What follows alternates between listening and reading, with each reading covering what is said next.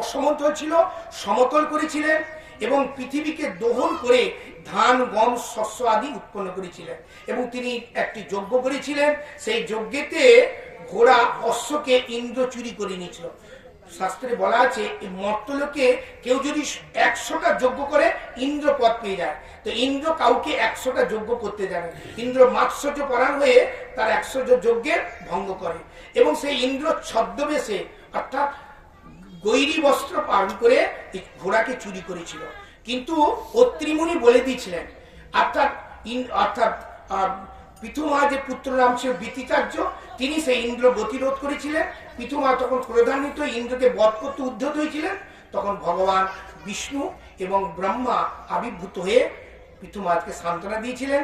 সেই পৃথু মহারাজের রাজ্যেতে একসময় অর্থাৎ নবযোগে ইন্দ্র এসেছিলেন, ভাগবত কথা আদি কীর্তন করেছিলেন, চতুর্শন এসেছিলেন। এরপরে পৃথু মহারাজের পরে প্রসঙ্গ পরে শ্রীমদ্ ভাগবতে বর্ণন হয়েছে নারদ পচেতা সংবাদ। এক সময় এই পৃথিবীতে প্রাচীন বহি রাজা ছিলেন, তিনি বিবাহ করেছিলেন সমুদ্রকন্যা শতদূতিকে এবং তার গর্ভে 10টি পুত্র জন্ম হয়েছিলেন। তো 10টি পুত্রকে প্রাচীন বহি মানে পিতা জন্ম হওয়ার পরে তপস্যা করবার জন্য সমুদ্রে গেছিলেন। যেহেতু সমুদ্র কন্যা শতদূতিকে বিবাহ করেছিলেন, অর্থাৎ সমুদ্র তার মামার বাড়ি, তাই সমুদ্রে তিনি তপস্যা করতে যাচ্ছিলেন। পথে শিব ঠাকুরের সঙ্গে দেখা হয়েছিল। শিব ঠাকুর মানে শিবস্তোত্র মন্ত্র উপদেশ করেছিলেন। সেই মন্ত্র উপদেশ করে তারা সমুদ্রের মধ্যে তপস্যা করেছিলেন। তপস্যা করে যখন ফিরে আসছিলেন তখন নারদ মুনির সঙ্গে সাক্ষাৎ হয়েছিল। নারদ মুনি তাদেরকে ভাগবত ধর্মের কথা বলেছিলেন এবং এই 10 পচেতাকে বলা হয়। এই 10 পচেতা একসময় এই জগতে কুন্দ মুনি বলে একজন মুনি ছিল, স্বর্গের অপ্সরা, কমিলা অপ্সরা। তার গর্ভে একটি কন্যা জন্ম হয়েছিল, মারিসা নামী কন্যা। সেই কুণ্ডমুনি মারিসা কন্যাকে জন্ম দেওয়ার পর তিনি চলে যান, আর অপ্সরা ওই কন্যাকে জঙ্গলে ফেলে দিয়ে স্বর্গলোকে চলে যায়। এই কন্যাকে চন্দ্রদেব অঙ্গুলি দিয়ে তাকে অমৃত প্রদান করেছিলেন, আর বৃক্ষগণ সেই কন্যাকে রক্ষা করেছিলেন। তপস্যা করে 10 পচা যখন ফিরে এলো, তখন বিবাহ করবার জন্য সেই মারিসা কন্যাকে যখন চেয়েছিল, অর্থাৎ বৃক্ষগণ দিতে চেয়েছিল, তখন তাদের মধ্যে ক্রোধ হলো। সেই ক্রোধেতে সমস্ত জঙ্গল ভস্মীভূত হতে লাগলো। তখন ব্রহ্মা এসে আদেশ করলেন, সেই মারিসা কন্যাকে তারা ফিরিয়ে দিলেন। মারিসা কন্যাকে বিবাহ করেছিল 10 পচেতা, তার গর্ভে জন্ম হয়েছিল। পরবর্তীতে দক্ষ প্রজাপতি রূপে তিনি রাজা হয়েছিলেন। এইরূপভাবে বর্ণন করেছিলেন। তারপরে নারদ মুনির সঙ্গে সাক্ষাৎ হওয়াতে নারদ মুনি তাদের ভাগবত কথা বলেছিলেন। তৎ জন্ম তানি কর্মাণি তৎ আয়ু মনোবচ নিনাম যেন বিশ্বাত্মা সেব্যতে হরিশ্বর। সেই জন্মই জন্ম, সেই আয়ুই আয়ু, সেই কর্মই কর্ম। বিশ্বাত্মা ভগবানের সেবা যদি হয়, ভগবানের ভজন যদি করতে পারো, সেয়সাঙ্গপি সর্বেষাং আত্মা আত্মদপ্রিয় সর্বেষামপি ভূতানাম হরি আত্মদপ্রিয়। এই জগতে যা কিছু কর্ম, সমস্ত কর্মের একমাত্র নিবৃত্তি হতে পারে হরি ভজনের দ্বারা, হরি নামের দ্বারা। তাই বলছেন এই সমস্ত কিছু তস্মিন তুষ্টে জগৎ তুষ্টে, যাকে সন্তুষ্ট করলে সবাই সন্তুষ্ট হয়ে যায়, যাকে যত পূজনীয় সর্বগ্রহ সমান। তাই অনাদির আদি গোবিন্দ ভজন করাই হচ্ছে জীবের স্বল্পানন্দী কর্তব্য। যেমন আহার করলে সমস্ত শরীরটা শিথিল হয়, গাছের গোড়ায় জল দিলে যেমন সমস্ত শাখা প্রশাখা হয়, তাই অনাদির আদি গোবিন্দ হচ্ছে জগতের মূল কারণ। সেই ভগবানের ভজন, ভগবানের সেবা করাই জীবের স্বল্পানন্দী কর্তব্য। এইরূপ নারদ মুনি পচেতাগণকে উপদেশ করেছিলেন। এরপর প্রসঙ্গক্রমে ঋষভদেব উপাখ্যানের কথা বলছেন যে ঋষভদেব সাম্য মনুর পুত্র। ঋষভদেব সাম্য মনুর পুত্র ছিলেন। তিনি প্রিয়ব্রত, প্রিয়ব্রত, যে প্রিয়ব্রত উত্থান পার প্রিয়ব্রত, সেই প্রিয়ব্রত সাম্য মনুর পুত্র প্রিয়ব্রত বিশ্বকর্মার কন্যা বহিষ্মতিকে বিবাহ করেছিলেন এবং তিনি 10টি পুত্র উৎপন্ন করে একটি কন্যার নাম উজ্জ্বসতী এবং প্রথম পুত্রের নাম ছিল অগ্নিধ্বজ। অগ্নিধ্বজ হচ্ছে নাভি, নাভির পুত্র ছিল ঋষভদেব। এই ঋষভদেব ইন্দ্রকন্যা জয়ন্তীকে বিবাহ করেছিলেন। এই জয়ন্তীর গর্ভে 100টা পুত্র উৎপন্ন করেছিলেন। 100টার মধ্যে 81 জন কর্মমার্গে চলে যায়, আর 9 জন নবযোগীন্দ্র কবি হবি অন্তরিক্ষ প্রপ্লায়ন আবির্হস্ত দ্রবীণ চম্বস কর ভাজনা, এই নবযোগীন্দ্র ঋষি বলা হয়। আর 9 জন হচ্ছে 9টা দ্বীপের অধিপতি হয়েছিল।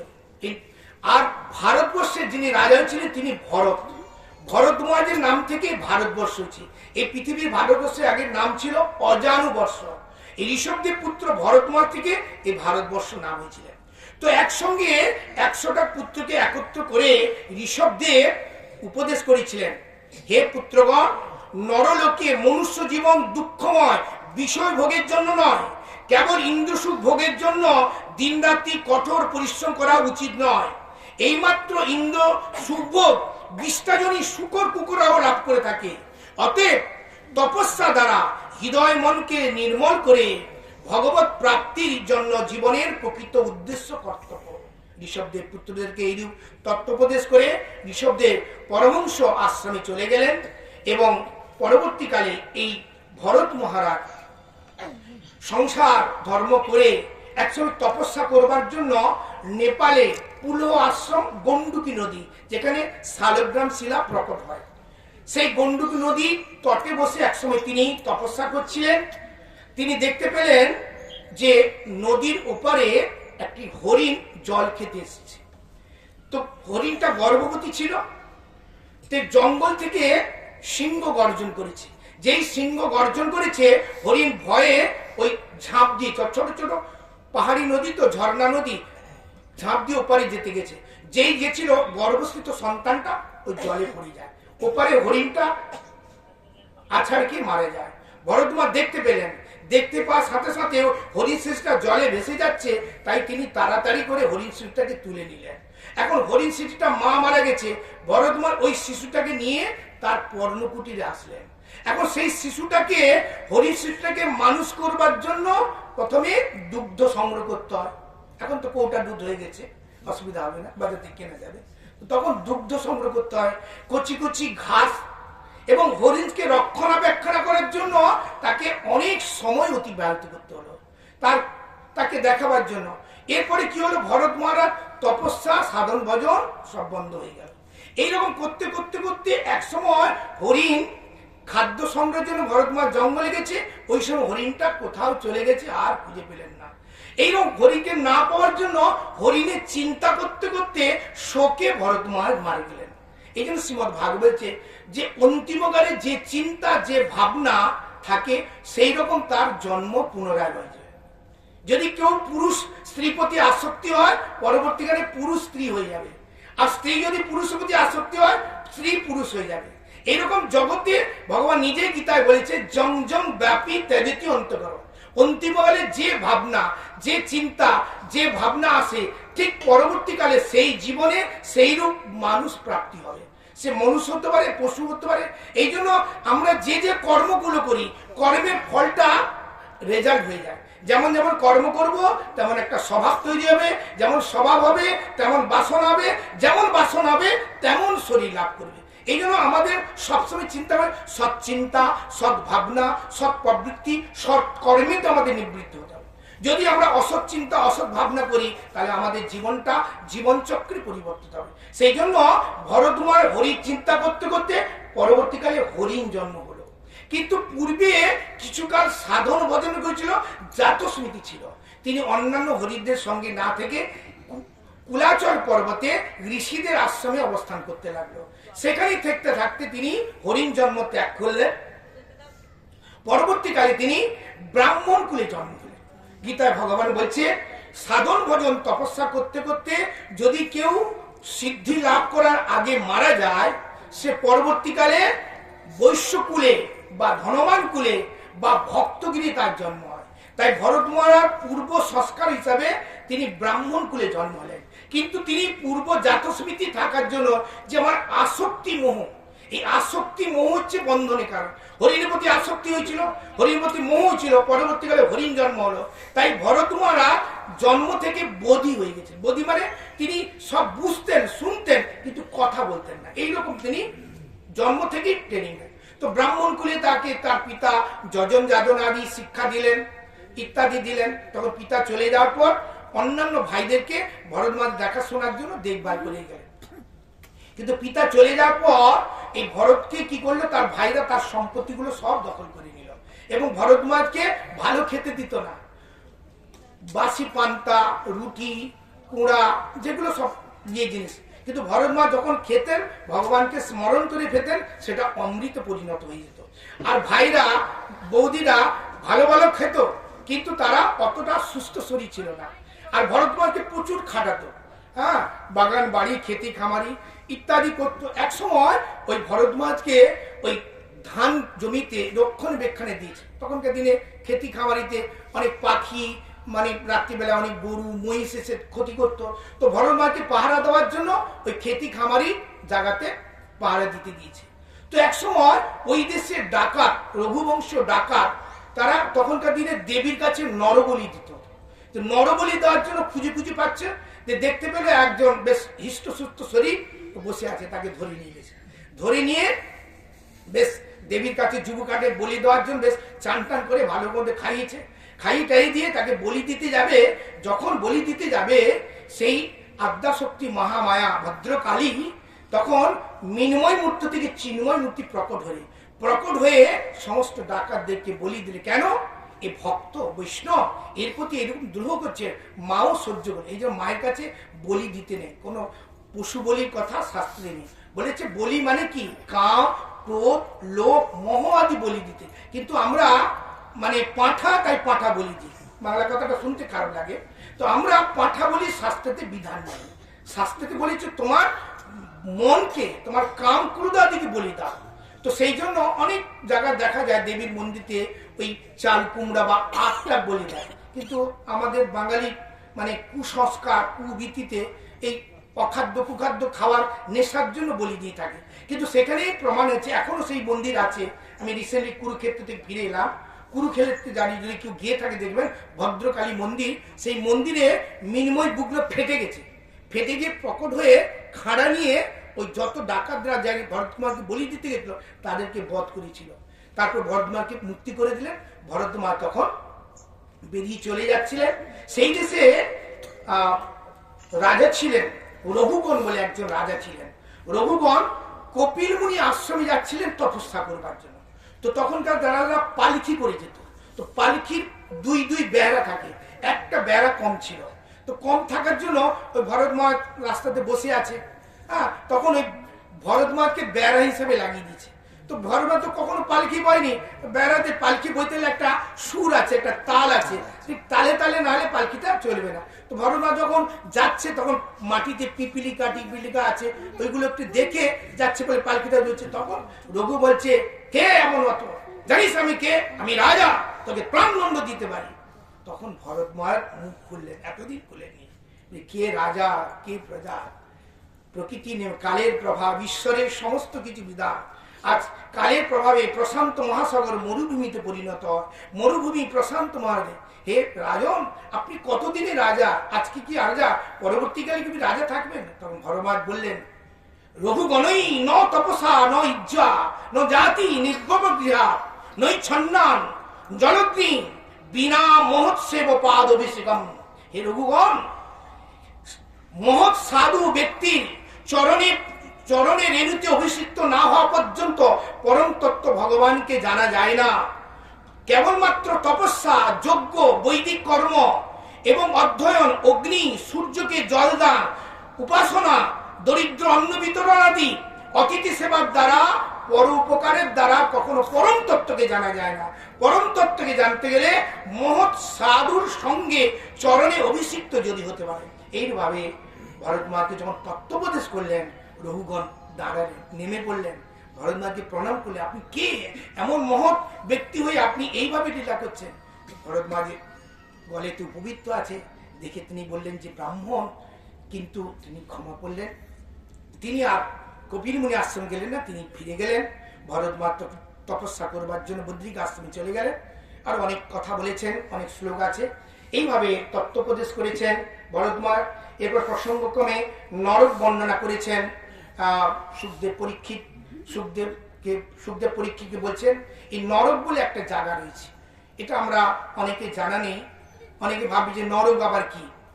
নরক বলে একটা স্থান আছে, শ্রীমদ ভাগবত বলছে আমরা আছি ভূলোক, এর উপরে ভূবলোক, তারপরে সহলোক, মহলোক, জনলোক, তপলোক, সত্যলোক, এর নিচে তল, অতল, দ্বিতল, তলাতল, মহাতল, রসাতল, পাতাল। এই পাতাল একটা সিটি টাউন আছে ক্যালকাটা, দিল্লি, বোম্বের মতন। সেখানকার ইনচার্জ হচ্ছে যমরাজ। এই যমরাজের কাছে একটা ল্যাপটপ বা টেলিভিশন আছে, সহজ করে বোঝা, বা সিসি ক্যামেরা বললে আরো ভালো হবে। তো সেটা all the universe, all the animal, all the human, both all the living entity, সকলের ব্যালেন্স শিট ওখানে উঠছে। আমাদের যে জগতে যে ল্যাপটপ আর টেলিভিশন ওটা আলাদা, ভগবানের কর্তৃক একটা ল্যাপটপ টেলিভিশন আছে। যমরাজ কাছে সূর্যপুত্র যমরাজ বলা হয়, তিনি ওই জমপুরিতে বসে সারা পৃথিবীর যত মানুষের ব্যালেন্স শিট তৈরি করেন। এখানে যেমন আপনারা আজকে জগন্নাথ মন্দিরের রথতলা সবাই আছেন, এই সময় একই টাইমে কেউ ব্যারাকপুর কি নৈহাটি, কেউ ল্যাসডাউন কি ইকো পার্ক বা সায়েন্স সিটিতে যদি অন্যায়, অধর্ম, অখাদ্য, কুখাদ্য খাচ্ছে, তার যে রেজাল্টটা পাবে আপনারা নিশ্চয়ই তাই পাবেন না, আপনারা ভগবানের কৃপা পাবেন। একই সময় সকলের ছবিগুলো চলে যাচ্ছে। এখানে আপনারা যত লোক বসেছেন সবাই কিন্তু ছবি ওখানে চলে যাচ্ছে। এ মোবাইল নয়, যমরাজের কাছে এমন একটা মোবাইল আছে, ওখান থেকে সমস্ত মানে ছবিগুলো চলে যাচ্ছে। ঠিক তেমনি আমরা যে সময় যে কর্ম করি তার কর্মের একটা ব্যালেন্স শিট তৈরি হয়। মৃত্যুর পরে সেই ব্যালেন্স শিট হিসাবে তাকে পানিশমেন্ট দেওয়া হয়। তখন মৃত্যুর পরে স্বর্গে এক নরকে 28 প্রকার নগরকুণ্ড আছে, বিভিন্ন রকমের কর্মের জন্য তাকে ব্যালেন্স শিট দেওয়া হয়। তো সেখানে পানিশমেন্ট পায়। তারপরে মানে ব্রহ্মার কাছে যায়, ব্রহ্মার কাছে 84 লক্ষ ভ্যারাইটি জনি আছে, যে যে কেমন কর্ম হিসাবে তাকে পুনরায় জন্ম দেওয়া হয় আর পুনরায়। তো এখানে নরক বর্ণনা কেন করলেন? পরবর্তী অধ্যায়ে অজামিল উপাখ্যানের কথা বলছেন, যে অজামিল মানে পাপী ছিল, গরিত পাপী, অন্যায়। তিনি ব্রাহ্মণ কুলে জন্ম হয়েছিল, কিন্তু ব্রাহ্মণ কুলে জন্ম হওয়ার পরেও একদিন তিনি পিতার আদেশে জঙ্গলে কাষ্ঠ সংগ্রহ করতে গেছিলেন। তো কাষ্ঠ সংগ্রহ করতে গিয়ে তিনি এক বিশুলি, এক ক্ষুদ্র একটি শূদ্রাণী অবৈধভাবে রমণ করছে। এটা দেখে তার প্রতি আসক্তম হলো। তার বিবাহিত পত্নী পিতাকে ছেড়ে ওই বেশ্যার প্রতি তার আসক্তি হয়, তাকে বিবাহ করেছিল। কালক্রমে তার গর্ভে 10টা পুত্র জন্ম হয়েছিল। কালক্রমে কোন মহৎ সাধুর কৃপায় শেষ পুত্র নাম হয়েছিল সাধু, মানে নারায়ণ দিয়েছিল। এবং এটাও একটা অনেক কাহিনী আছে, মানে 10টা পুত্রের মধ্যে 9টা পুত্র কিন্তু ওই জাগতিক তোমাদের সব নাম আছে। এখনকার দিনে যে নামগুলো ছেলে মেয়ের দেওয়া হয়, আমি ডিকশনারি খুঁজে দেখেছি, কোথাও পাইনি। যেমন এখনকার ছেলে মেয়েদের নাম কি দেওয়া হয়? জোজো। জোজো মানে ইলটু বল্টু। হ্যাঁ, তাহলে ছেলে মেয়ে কি ইলটু বল্টু ডাকলে গর্তিটা কি হবে? ওরকম। আগের দিনে যে ছেলে মেয়ের নামটা দিত বাবা মা, নারায়ণ, পদ্মলোচন, হরি, রাম, মধুসূদন, সীতা, মেয়েদের নাম সীতা, লক্ষ্মী, হ্যাঁ, পদ্মা ইত্যাদি। আর এখনকার দিনে ছেলে মেয়েদের নাম কি হয় আপনারা জানেন। তো এই 9টা ছেলের নাম এরকমই ছিল, কিন্তু 10টা ছেলেটা কি হয়েছিল, একসময় এক সাধু মহাত্মা ওই পদ দিয়ে যাচ্ছিল। অজামিলের পত্নী ওই সাধুকে দেখে প্রণাম করেছিল। তো প্রণাম করা, সাধু তো করুণ হৃদয়, দয়ার্থ হৃদয়, তিনি জানতে পারলেন এই অজামিল এত পাপ করেছে, এত অন্যায়, এত অধর্ম করেছে, তার অনন্তকাল তাকে নরক যন্ত্রণা ভোগ করতে হবে। তো এর উদ্ধার উপায় কি? সাধুর করুণা হৃদয় তখন বললে, মা, এই তোমার যে গর্ভে সন্তান আছে না, তুমি জন্ম হলে এর আগের নামগুলো তোমার স্বামী দিয়েছিল, এই নামটা তুমি দেবে, তুমি এর ছেলের নাম দিবে নারায়ণ। তো ওই দৈবক্রমে নারায়ণ নামটা দিয়েছিল। তো নারায়ণ ছোট পুত্রের প্রতি অজামিলের খুব আসক্তিময় ছিল। তো অজামিল ওই ছোট পুত্রকে খেতে গেলে, বসতে গেলে, হাঁটে গেলে, বাজারে গেলে নারায়ণ খেয়ে নে, নারায়ণ শুয়ে পড়, নারায়ণ শুয়ে পড়, এইরকম নাম করতে করতে ওই নামাবাস হতে থাকলো। তো একসময় অজামিলে যখন 80 বছর বয়স হয়ে গেল, মৃত্যুর কাল এসেছে। তো মৃত্যুর সময় যমপুর থেকে যমদূত আসে। আর মৃত্যুর সময় মানুষের 3টে রোগ আক্রমণ, বায়ু, পিত্ত, কফ, এই 3টে রোগে আক্রমণ হয়। আর মৃত্যুর সময় তার কর্ম হিসাবে তাকে নেওয়ার জন্য যমদূত আসে। তো যমদূত যখন এসেছে, ভয়ঙ্কর বিকট মূর্তি, যমরাজের যমদূতগুলো খুব ভয়ঙ্কর বিকট। তো তাকে দেখে অজামিল ভয়েতে মলমূত্র ত্যাগ করেছে। তো ভয়েতে দেখতে পাচ্ছে তাকে নিয়ে আসতে, প্রাণটাকে হরণ করার জন্য এসছে। তখন ও মানে ভগবানকে ডাকে, নারায়ণ আয়, এই কথাটা বলে ফেলেছে। যেই কথাটা বলে পেয়েছে সাথে সাথে বিষ্ণু দূত এসে গেছে। এটি ভগবান গীতা বলেছে, অন্তিমকালে যদি সে আমাকে কেউ স্মরণ করে আমি তাকে সর্বতভাবে রক্ষা করি। তো তখন ওই নারায়ণ বলাতে ছেলেকে ডাকছে, ভগবানকে ডাকেনি, তখন 4 জন বিষ্ণুদূত এসে গেছে। অনেক প্রসঙ্গ লম্বা আছে। তো বিষ্ণুদূত এবং যমদূতের মধ্যে বিবাদ হয় যে তুমি একে কেন নিয়ে যাচ্ছ, বলে তো মহাপাপী অপরাধী, এত পাপ করেছে, 3-4টে ঘর ভর্তি হয়ে গেছে, একে অনন্তকাল কুম্ভীপাক নরনারী যন্ত্রণা। বলছে না, এ যত পাপ করেছে অন্তিমকালে বিবশ অবস্থা মৃত্যুর কার সময় সে যদি ভগবানের নাম করে তার সমস্ত পাপ থেকে সে মুক্তি হয়ে যায়, একে তোমার ছেড়ে দাও। তখন তুমি ফিরে গেলে, যমদূত গুলো ফিরে গেলে, বিষ্ণুদূত তাকে জন্ম থেকে অর্থাৎ মৃত্যুর কাল থেকে রক্ষা করলো, এটা তিনি জানতে পারলেন। তারপর তার যখন পুনর্জীবন লাভ করলো, তিনি সমস্ত আসক্তি ছেড়ে হরিদ্বার গিয়ে তপস্যা করে ভগবত প্রাপ্তি হলো। বলে ভক্তবৎসল ভগবান কি, ভাগবত মহাপুরাণ কি। সময় তো হয়ে গেছে, আর কি এগোবো? দেরি হয়ে যাবে সকালে না? আচ্ছা, ঠান্ডাটা ছিল মনে হচ্ছে কমে গেছে না একটু? প্রেম সে বলো রাধে রাধে। গোবিন্দ গোপালা মুরলী মনোহর নন্দলালা, জয় জয় গোবিন্দ গোপালা মুরলী মনোহর নন্দলালা, জয় জয় গোবিন্দ গোপালা মুরলী মনোহর নন্দলালা, জয় জয় গোবিন্দ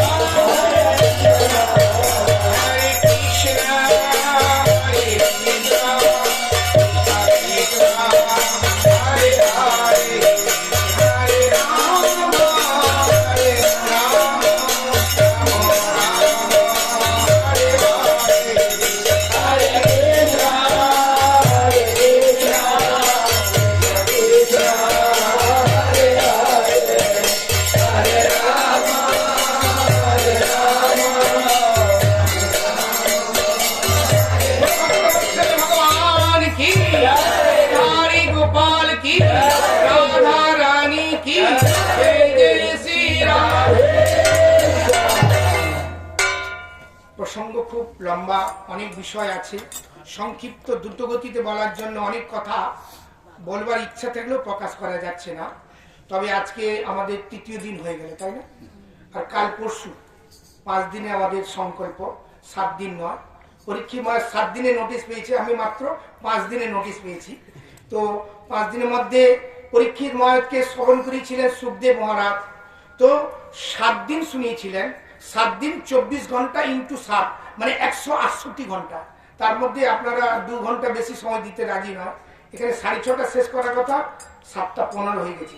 যদি আপনারা বলেন তো আমি 15 মিনিটের মধ্যে ধ্রুব প্রহ্লাদ চরিত্র আলোচনা করব। প্রেম সে বলে রাধে রাধে। লম্বা প্রসঙ্গ, তবে সংক্ষিপ্ত আলোচনা করছি। প্রহ্লাদ আমি পূর্বে একটু আলোচনা করেছিলাম, বৈকুণ্ঠের পার্শ্বদ দূত বলা হয়েছে যাকে, বিষ্ণু পার্শ্বদ, জয় বিজয়। তারা পরবর্তীকালে চতুর্শনের দ্বারা অভিশপ্ত হয়ে হিরণ্যাক্ষ হিরণ্যকশিপু হল। তো হিরণ্যাক্ষকে ভগবান বরাহ রূপ দিয়ে তাকে বধ করেছিলেন। তখন ভাতৃ প্রতিশোধ নেওয়ার জন্য হিরণ্যকশিপুর কঠিন তপস্যা করেছিল। এই কেউ যাবেন একটু বসো, 15 মিনিট মধ্যে প্রসাদ নিয়ে যাবে, সকলে প্রসাদের ব্যবস্থা আছে। এই বাঙালিদের স্বভাবে বলব, আমি এই জন্য সময় বেশি দিই না। তোমরা চিন্তা করতে পারবে না, আমি মেদিনীপুরে পাঠ করতে গেছিলাম, খুব মানে আনন্দ লাগে। 6 ঘন্টা পাঠ করেছি। 6টার সময় বেশিছি, আমার মোবাইলে ইয়ে করা আছে। 12টা অব্দি, 12টার সময় কেউ যাচ্ছেই না। আমি বলছি 10টা থেকে বলছি চলে যাও, প্রসাদের ব্যবস্থা খেয়ে দেবো, তাও যাচ্ছে না। মানে 12টা 11:30 সময় নৃত্য করছে। আমি ফোনে মাতাজিকে কখনো ফোন করেছি, সুকুমারকে কখনো ফোনে জানিয়েছি, তখন 12টা বলে ঘুমিয়ে গেছে। বলছে এখন কে করছে, তখন পাঠ চলছে। একটু যদি সময় দেন আমি এই প্রসঙ্গটা বিশেষ করি। প্রেম সে বলো রাধে রাধে। হিরণ্যকশিপু ভাতৃ প্রতিশোধ নেওয়ার জন্য কঠিন তপস্যা করেছিল। তপস্যা মানে ইন্দ্র সংযম, মন সংযম, চিত্ত সংযম। এই চিত্ত তপস্যা দ্বারা কি হয়, অজিত বস্তুকে লাভ করা যায়।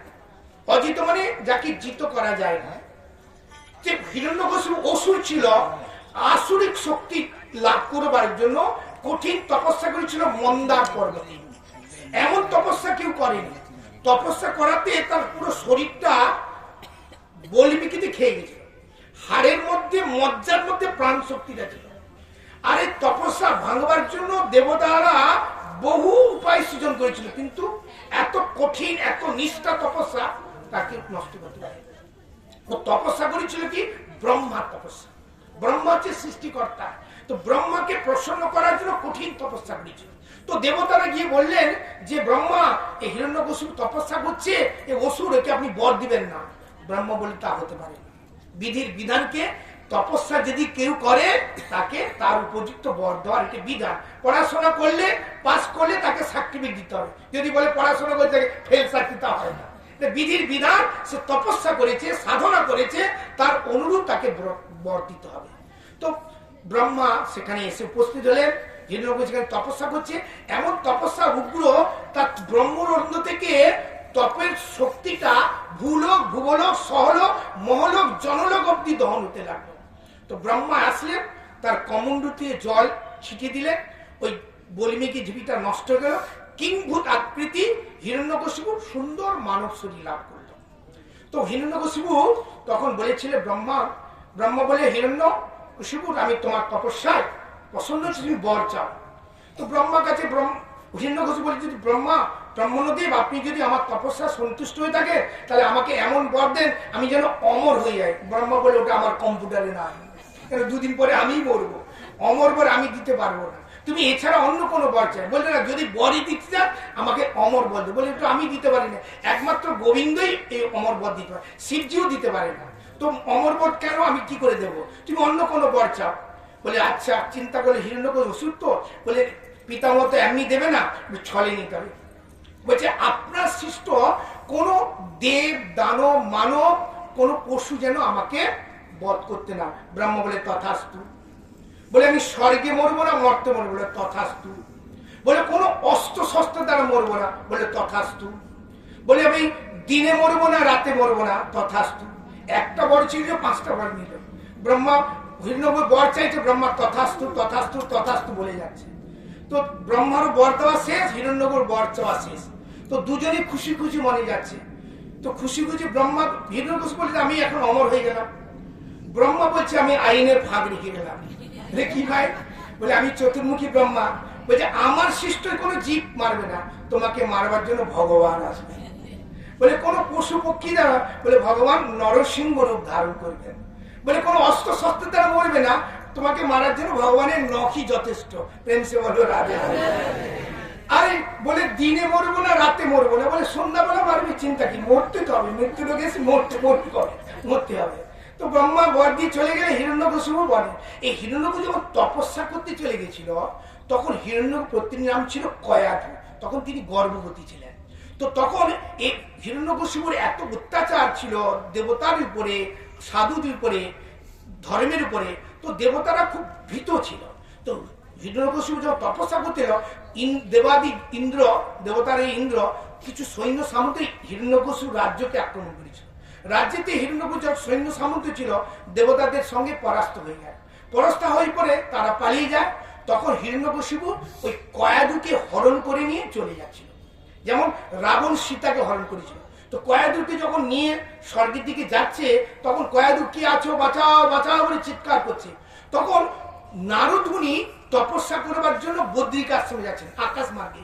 তখন দেখি অবলা স্ত্রী জাতি চিৎকার করছে। নারদ মুনি তখন বুঝতে পারলেন ইন্দ্র এক রমণীকে হরণ করে, পরস্ত্রীকে হরণ, এটা অপরাধ, অন্যায়, অধর্ম।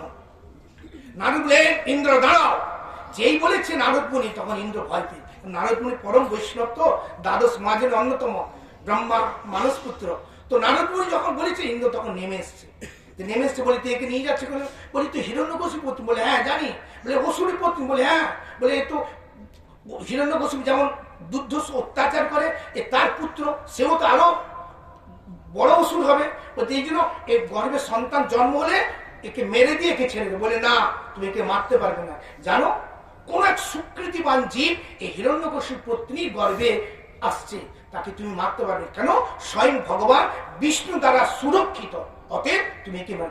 যেই কোনো শুনল যে ভগবান বিষ্ণুর ভক্ত, তখন তাকে ছেড়ে দিলেন। শুধু তাই না, প্রণাম করলেন, 4 বার পরিক্রমা করলেন, যাতে বৈষ্ণব অপরাধ বা ভক্তচনের অপরাধ। ইন্দ্র তখন কয়াদু থেকে অনুমতি নিয়ে চলে গেলেন। তখন কয়াদু তখন নারদ মুনিকে বললেন, হে দেবর্ষী নারদ, আমার স্বামী যতদিন না তপস্যা করে আসছে, ততদিন আপনি আমাকে আপনার আশ্রমের নিকটে স্থান দিন। নারদ মুনি বিষণ্ণ পড়ে গেলেন, যে স্ত্রী জাতি, সমাজ, রাজ্যে বা পরিবার, সামাজিক কথা লোকে সমালোচনা করবে। তবে শাস্ত্রতে বলা আছে, স্ত্রী, শিশু, গো, ব্রাহ্মণকে যে কোনো অবস্থায় তাদেরকে রক্ষা করা, পালন করা ধর্মের বিধান। তো সেই জন্য নারদ মুনি তাকে তার আশ্রমের নিকটে আশ্রয় দিলেন। পর্ণকুটিরে নারদ মুনি আশ্রমে, তিনি ওই আশ্রমে পরিমার্জন করত, ফুল তুলত, বাসন মাত ইত্যাদি করত, আর দৈত্য ভগবানের প্রসাদ পেত, আর ভগবানের কথা নারদ মুনি রোজ ভক্তের সঙ্গে আলোচনা সেইটা শুনত। তো ভগবান কথা শুনতে শুনতে কয়াদুর কর্ণের দ্বারা ওই গর্ভস্থ সন্তান ভগবত জ্ঞান প্রাপ্ত হয়ে গেল। কিন্তু স্ত্রী জাতি নারদ মুনি কয়াদু বিস্মিত হয়ে গেছিলেন, এবং কয়াদু আরেকটি বর নিয়েছিলেন, যে আমার স্বামী যতদিন তপস্যা করে না ফিরবে, ততদিন যেন আমার সন্তান ভূমিষ্ঠ না হয়। নারদ মুনি আশীর্বাদ করেছিলেন, কিন্তু তাই হয়েছিল। যখন হিরণ্যকূট ফিরে আসলেন, তখন এই নারদ মুনির আশ্রমে জন্ম হয়েছিল হিরণ্যকশিপুর পুত্র, এবং নারদ মুনি জাতকর্ম করেছিলেন, নাম দিয়েছিলেন প্রহ্লাদ, মানে প্রকৃষ্ট রূপেরও আহ্লাদিত নাম প্রহ্লাদ। তো প্রহ্লাদ তখন যখন হলো, তো কিছুদিন পরে হিরণ্যকশিপু তাকে নিয়ে এসেছিলেন তার রাজ্যেতে। এসে হিরণ্যকশিপু তার শিক্ষা দেওয়ার জন্য, অসুর তো, অসুরদের গুরুদেব হচ্ছে শুক্রাচার্য, দেবতাদের গুরু হচ্ছে বৃহস্পতি। তো শুক্রাচার্য তত্ত্বাবধানে তিনি শিক্ষা দেওয়ার জন্য, তো কোনো কারণে শুক্রাচার্য তপস্যা করবার জন্য হিমালয়ে যাবেন। শুক্রাচার্যের 2 শিষ্য বা 2 পুত্র বলা, ষণ্ড অমর্ক। ষণ্ড মানে ষাঁড়, অমর্ক মানে বাঁদর শাস্ত্রীয় ভাষায়। তো শিষ্য বা 2 পুত্র তত্ত্বাবধানে ওই প্রহ্লাদকে শিক্ষার জন্য গুরুকুলে পাঠানো হলো। তো হিরণ্যকশিপু কিছুদিন প্রতীক্ষা করছিল।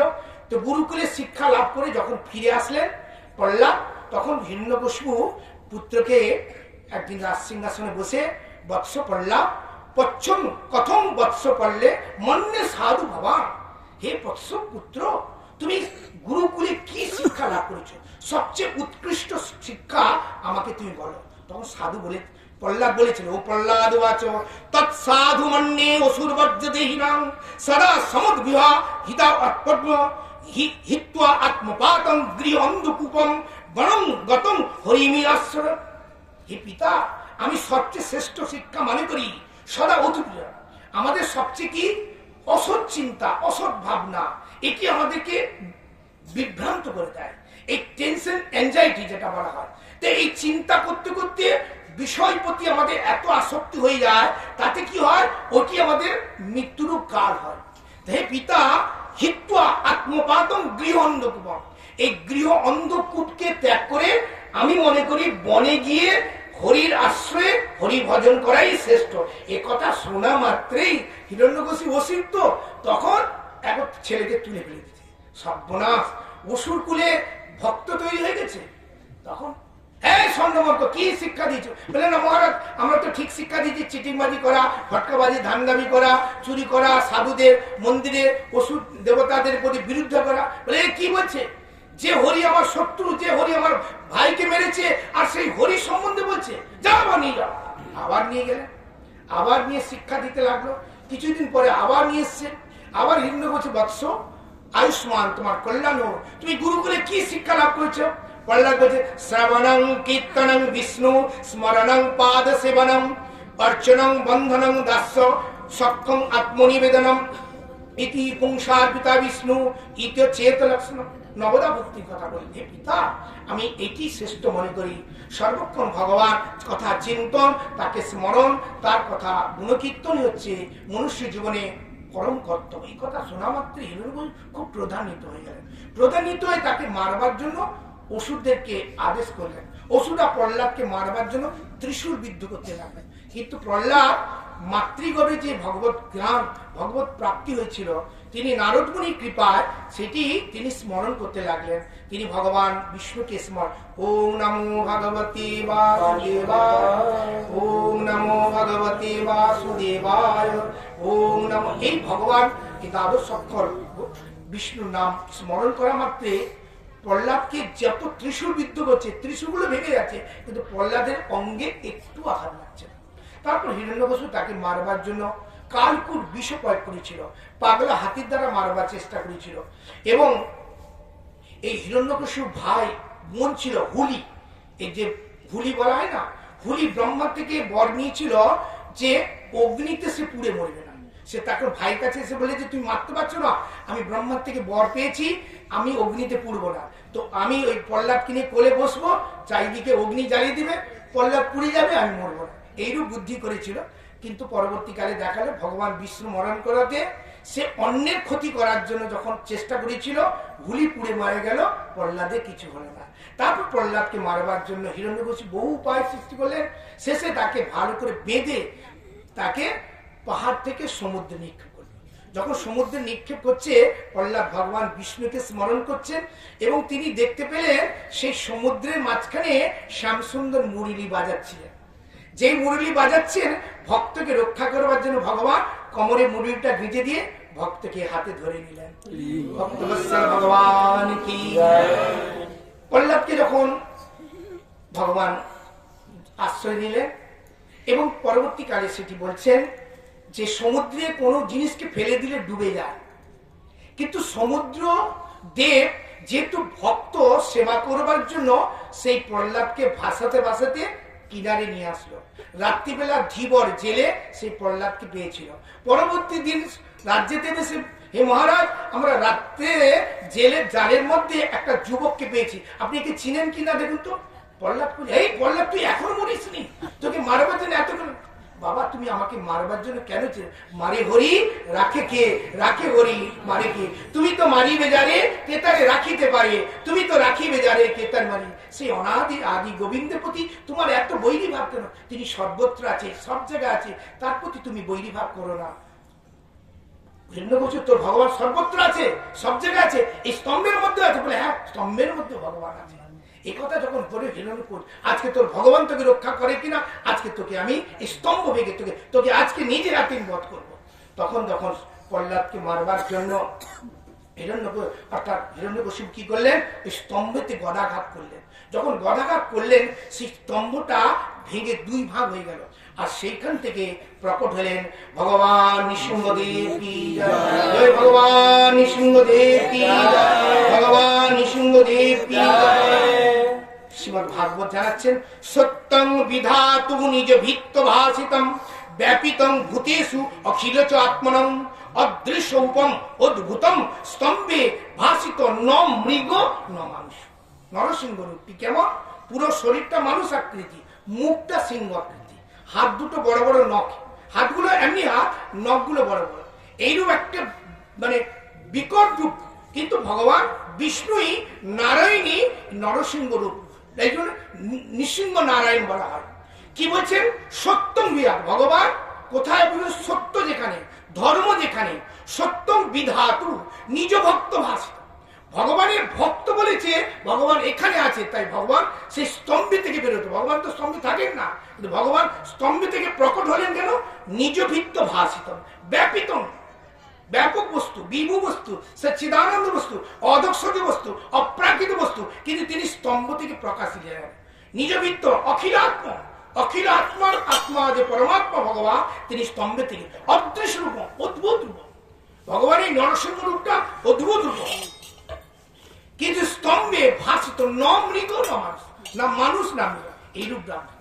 তখন হিরণ্যকশিপু যখন আবির্ভূত হয়েছেন, তখন হিরণ্যকশিপু সেই ভগবান নরসিংহকে মারবার জন্য, নৃসিংহদেবকে মারবার জন্য বহু অস্ত্র নিক্ষেপ করলো। যত অস্ত্র নৃসিংহদেব ধরে নিয়ে মুটকি মুটকি ভেঙে দিচ্ছে। বহু মায়া সৃষ্টি করলেন, ভগবানের কাছে কোনো মায়া চলে না। তখন ভগবান নৃসিংহদেব ওই হিরণ্যকশিপুর মুটকিটা ধরে টেনে টেনে নিয়ে আসলেন। নিয়ে এসে তিনি ওই দরজার কোঠায়, না ঘরে না বাইরে, বডি না ঘরে মরবো না বাইরে মরবো, তো দরজার কোঠাতে না ঘরে না বাইরে, না দিনে না রাত্রি, সন্ধ্যাবেলা। তো তখন কোথায়, স্থলেও না জলে, উড়ুতে রেখেছিল। হ্যাঁ, কিসে তার কোনো অস্ত্র মানে নখের দ্বারা বিদীর্ণ করে মেরে দিলেন। যখন মেরে দিলেন তখন হাহাকার করতে লাগলো, সমস্ত দেবতারা ছুটে আসলেন। ভগবান ভক্তের প্রতি দ্রোহ হয়েছে বলে এই জন্য সনাতন গোস্বামী ভক্ত অঙ্গ অবলোক্য ফুটনো ব্রহ্মাণ্ড গর্জিত, যিনি ব্রহ্মাণ্ড প্রতি অখিলাত্ম ভগবান সেই ব্রহ্মাণ্ডতে প্রকট হয়েছেন। আর হিরণ্যকশিপুকে বধ করার পরেও ভগবান এত উগ্র মূর্তি, ভয়েতে কেউ কাছে আসতে পারছে না। সমস্ত শিবাদি ব্রহ্মাদি দেবতারা চন্দ্র সুন্দর বরুণাদি এসছে, কিন্তু ভগবানকে শান্ত করতে পারে। সবাই চিন্তিত হয়ে এলেন যে ভগবান এই মানে উগ্র মূর্তি কি করে শান্ত করে। সবাই চিন্তা করে যে ভগবান হোম মিনিস্টার লক্ষ্মী দেবীকে যদি নিয়ে আসা যায়, লক্ষ্মীকে দেখলেই হয়তো ভগবান সন্তুষ্ট হবে। সবাই গিয়েছে, লক্ষ্মী দেবী একবার সেজে গুজে সুন্দর করে এসছে, কিন্তু ভগবান নৃসিংহ রূপ দেখে লক্ষ্মী দেবী বলছে বাবা আমার স্বামী যাক, আমি পালিয়ে যাবে। লক্ষ্মী দেবী ভয় পালিয়ে গেলেন। তখন ব্রহ্মা চিন্তা করলেন এই প্রহ্লাদ জন্যই এই হিরণ্যকশিপু এই রূপ ধারণ করে, এই প্রহ্লাদকে তখন পাঠাতে হবে। তো প্রহ্লাদ তো 7 বছরের বয়স, ছোট্ট। আর ভগবান নৃসিংহদেব তো বিরাট মূর্তি, সিংহাসনে বসেছেন। তখন প্রহ্লাদকে মালা দিয়েছেন। প্রহ্লাদ আস্তে আস্তে করে মালাটা নিয়ে যাচ্ছে। যেই প্রহ্লাদ যাচ্ছে, ভগবান মানে তার স্বস্তি, ভক্ত আসছে তো, ভক্তের প্রতি ভগবানের যে বাৎসল্য রূপটা প্রকট হয়েছে। মায়ের কাছে ছেলে যেমন আসলে মায়ের বাৎসল্য প্রেম, পিতার কাছে যখন পুত্র আসলে বাৎসল্য প্রেমটা, তো ভক্ত বাৎসল্য ভগবান তার বাৎসল্য প্রেমে তার উগ্র মূর্তিটা ধীরে ধীরে সংগ্রহণ করছে। তো প্রহ্লাদ তখন আসছে কাছে কাছে, কাছে কাছে আসছে। ভগবান তো অনেক উঁচু, প্রহ্লাদ তো ছোট। তো ভক্ত আমরা কি করি, ভগবানকে প্রণাম করি। আজকে ভগবান ভক্তকে প্রণাম করছে তার ভক্তির দ্বারা। ভগবান কি করছেন, মাথাটা নিচু করে দিলেন। আমরা কি করি, ভগবানের কাছে মাথা নিচু করি। আজকে ভক্তের কাছে ভগবান তার বাৎসল্য প্রেমে বশীভূত হয়ে ভক্তের কাছে ভগবান মাথা নিচু করিলেন। আর প্রহ্লাদ ভগবানকে মালা পরিয়ে দিলেন। পরিয়ে দেওয়া বলে ভগবান প্রসন্ন হলেন এবং প্রহ্লাদকে কোলে তুলে নিলেন। কোলে তুলে নিয়ে ভগবানের চিন্ময় করপর্শে প্রহ্লাদের মা যেমন ছেলে মাথায় হাত বোলায়, এবং যেমন গাভী সদ্য বাছুর হলে জিহ্বা দ্বারা লেহন করে, প্রহ্লাদকে ভগবান লেহন করতে লাগলেন। অনেক কথা আছে, সময় নেই। তো লেহন করছে আর তার সেই উগ্রমূর্তি, কেন ভগবান ক্রোধ করেছিল যে আমার ভক্তকে যে দ্রোহ করে আমি তা কখনো ক্ষমা নেই। আমাকে দ্রোহ করো, আমাকে প্রদাঘাত করো, তবু ক্ষমা করবো, কিন্তু আমার ভক্তকে যদি কেউ দ্রোহ করে আমি সেটা স্বীকার করতে রাজি নয় বা মানতে রাজি। তাই ভগবান এত ক্রোধান্বিত হয়েছিলেন। কিন্তু প্রহ্লাদকে পাওয়ার পরে ভগবান শান্ত সৌম্য মূর্তি ধারণ করলেন। বলে ভক্তবৎসল প্রহ্লাদ ভগবান নৃসিংহদেব কি জয়। নমস্তে নরসিংহায়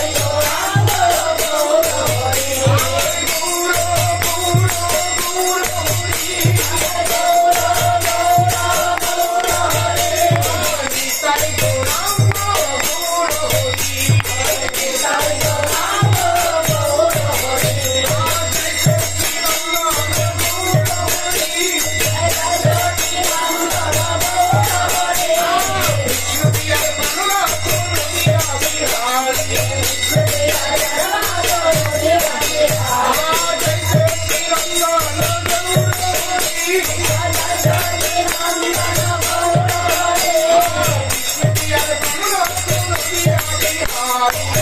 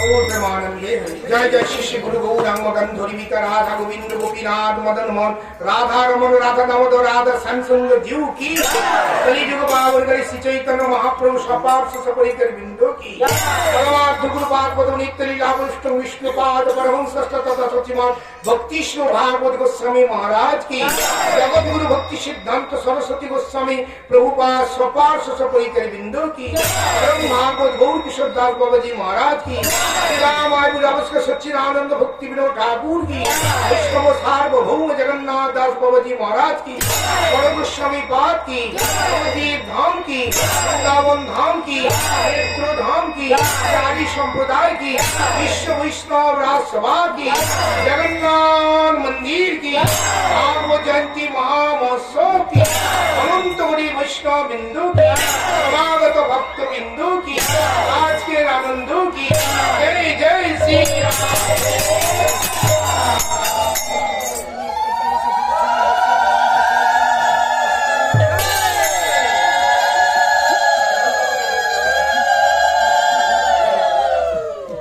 कृष्ण ओम विश्वनाथ अष्टोत्तर शतकों श्रीमद् भक्तिवेदांत रामानुज श्री गुरु महाराज की ओम निकला भविष्य अष्टोत्तर शतकों श्री भगवत श्री परम गुरु महाराज की मधुमाई भागवती कथा रचन की हरे कृष्ण महामंत्र की आज के आनंद की समस्त गौर भक्त वृंद की श्रीराम वृंदावन धाम की श्रीराम नवद्वीप धाम की श्रीराम मायापुर धाम की श्रीराम जगन्नाथ धाम की श्री गौर